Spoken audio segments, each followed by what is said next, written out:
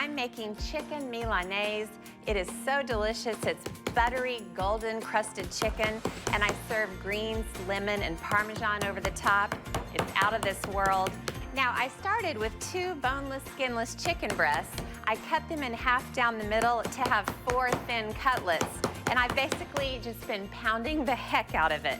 I want it to be as thin as I can possibly get it before the chicken starts to tear.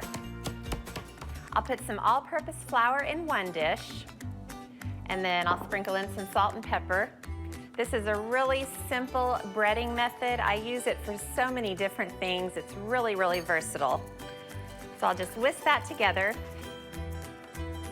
Now I've got 3 eggs in a second dish, and I'll just pour in some milk, and I'll whisk this together. And then for the third dish, I've just got good old seasoned breadcrumbs. Just pour those in. The breading is all ready, so I'll sprinkle some salt and pepper on the chicken, the very, very thin chicken. I start by dredging with flour. Just turn it over, shake off the excess. You just want a nice thin layer of flour on both sides. And then quickly dunk it into the egg and milk mixture. You don't want to linger too long in there.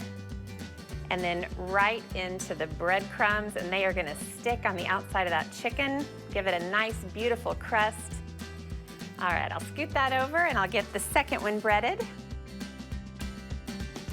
Chicken Milanese is delicious served hot right out of the skillet, but it makes the perfect picnic food because it's also really portable. You can serve it cold or at room temperature. It really travels well, really elegant. It's perfect for girlfriends. Get all those breadcrumbs on the outside. I don't want any part of the chicken showing through.